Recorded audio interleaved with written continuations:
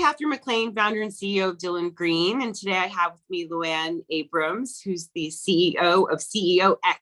Welcome, Luann. Thank you so much for having me, Catherine. And I believe you're based in Portland, Oregon. Is that right? Bend, Oregon. Oh, Bend, Oregon. I apologize. So much better. So much better. Well, welcome. So tell me a little bit about yourself and tell us about CEOX. Yes. So about 2.5 years ago, I started CEOX.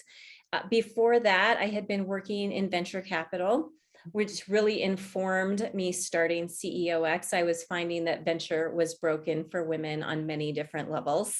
Mm-hmm. And one of those is that it's not uncommon for founding CEOs to be replaced through the growth cycle of their companies. And I was watching this happen, having been involved in venture capital myself, and seeing every single time it happened, a man was given that role, including when it happened to be a women's healthcare platform for tracking your fertility. And sure enough, they put a man in that role.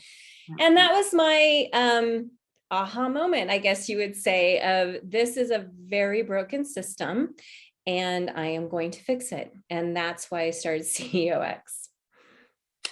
So yeah, I definitely can relate to that in a lot of different aspects. How did you transition from aerospace into your current role as CEOX?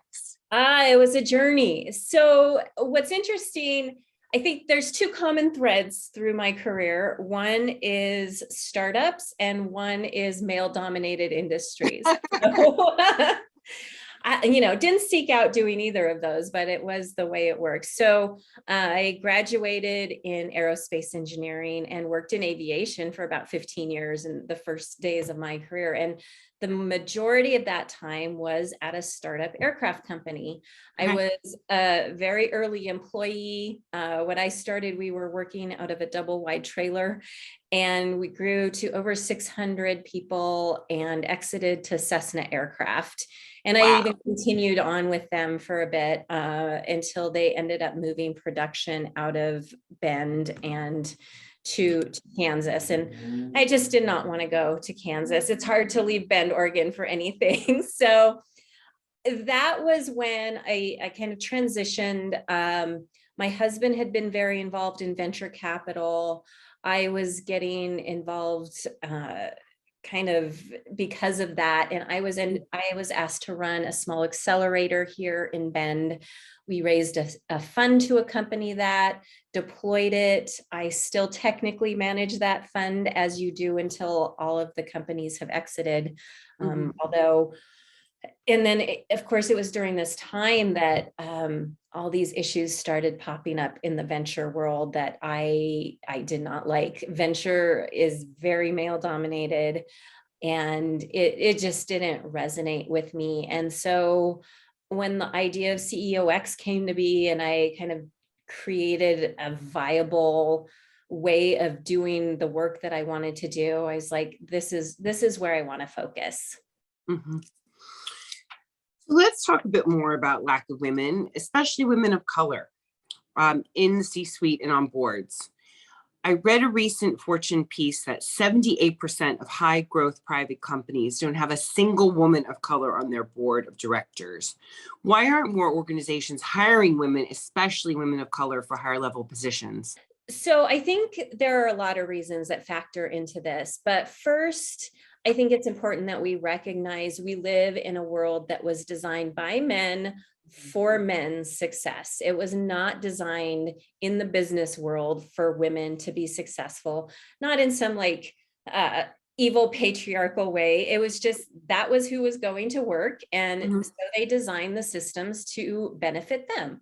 And so that is, of course, slowly starting to shift, but it really is the default still. I do think there are a small contingent of people who don't believe women can do what men do. I don't think that's a lot anymore, thankfully. I certainly know the people I encounter on a day-to-day basis don't believe that.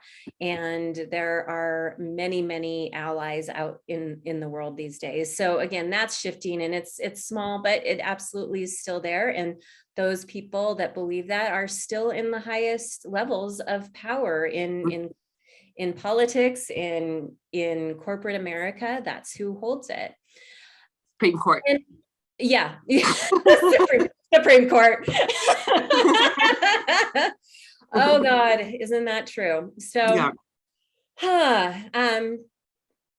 then there's the issue that I think is very fixable, and what I talk about a lot, and you probably do this as well, is that people are still hiring for qualifications. Yeah. And so if they're looking for board members and they only want people that have been CEOs or have been CFOs, then it just completely lowers the number of candidates that they can possibly consider, because women and people of color aren't given the opportunities that result in the qualifications they're looking for.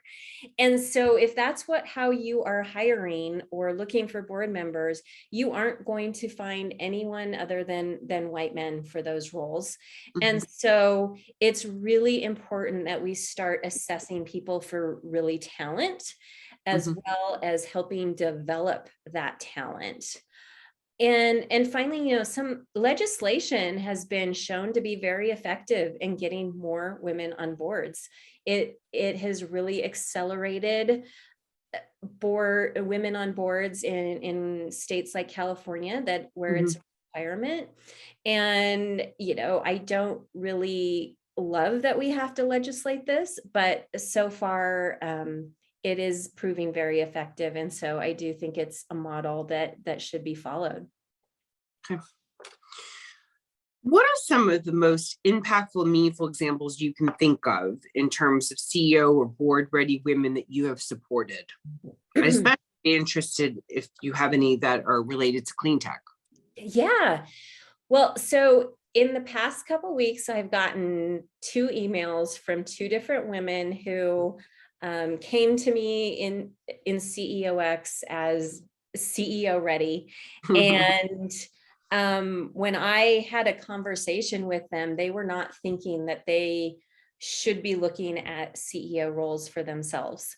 And they certainly were surprised to hear that somebody thought that they were qualified. And I just went through all the reasons why they needed to change that thinking from really emphasizing the skill sets that women have very naturally that make them great leaders.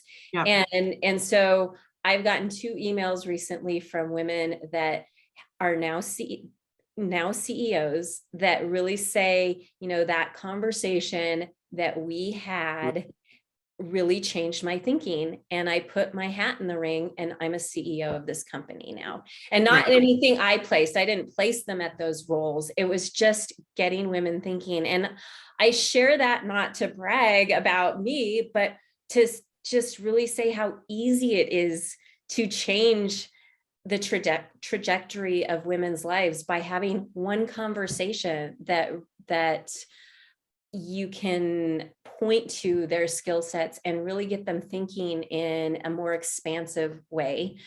And so we've placed at CEOX, we've placed 6 CEOs so far, and I'm working on 3 CEO roles right now. So that makes me really proud. And then on the clean tech space, it's funny. So I have not placed any CEOs in clean tech, sadly, but it made me think of a few years back when locally I put together a mentorship program for women in STEM. And one of the great supporters here in Bend is a woman named Rita Hansen, and she is the founder and CEO of a company called Onboard Dynamics. And I paired her up with another woman locally, young woman, pretty early out of college, who was working in the clean tech space as well. And they really hit it off. And within a couple months, this young woman realized how underpaid she was. And, obviously working in a male-dominated industry. And Rita coached her through researching what appropriate pay was, walking through and role playing, going in and asking for a raise. And she did, and she got the raise, and she is now making what she should be making and what she deserves. So I share that again as how it can be just simple conversations and taking the time to work with women. And it's an easy way to be an ally and make significant differences in people's lives. You know what I think really resonates with me on that is it's that third party relationship. Because I think like as women, we tend to have maybe other women in our lives or men in our lives. They're like, you're amazing, you're wonderful, you're great, blah, blah. But it's sometimes you need someone that just doesn't know you, that's like a complete stranger to be like, oh, no, they're right. You really are great. My husband and I talk about that with our therapists too. It's like, I'll come back from a therapy appointment and I'll say, she told me this, this, and this. And he's like, I've been telling you that for months now. I'm like, I know, but she told me at this time. Yeah. No, I just was on a call just very similar to that. And just, she was like, you know what she said to me when we were done with the call? I was going on and on and on about how amazing she is and this wonderful opportunity we've got her. And she's like, you know what? You're right. And I'm going to go home tonight. I'm going to speak to my husband about this and we're going to talk and let's catch up tomorrow and talk about it. Yeah. I was like, okay. And you should speak to your husband about it. Absolutely. But you know, it's, we have to back ourselves more to back ourselves. Absolutely. Even what you said about not being like, not bragging, like you're not bragging. This is like awesome work that you're absolutely right. I should have never qualified myself with that. It's like, I'm proud of it and I should be proud. Same thing. I just, But there's a lot of ingrained stuff we have, right? From many, many years in the workforce, being a woman in a male dominated industry, it can erode your confidence over time. It really can. My last question is, how can people get involved with CEOX to help further your mission? So for example, should people be nominating CEO ready women? How can they help? Yeah, well, thank you for the question because there's lots of different ways people can get involved. So if you are a CEO or senior leader, nominating women that you've worked with who would make great CEOs is a very easy way to make a difference in a woman's life. It takes about 5 minutes to either fill out the form on our website, or that would be projectceox.com, or just send me an email. So super simple. And, you know, if you are a woman that is looking to be a CEO and maybe you're thinking, maybe I could be a CEO after all, asking a senior leader in your network to nominate you is something that's easy to do. And I know I have had several women come to me and I say, ask somebody that you've worked with to vouch for you. Because that really is my first kind of level of vetting the women in my network. So it's important to have that. So that's another thing. We have a resource center for CEO ready women with all types of different seminars that we have hosted in the past that can hopefully get you to that place faster. That is actually open to the public. You don't have to be a CEOX member, but if you can benefit from any of that information, you're always welcome to hop on into our resource center.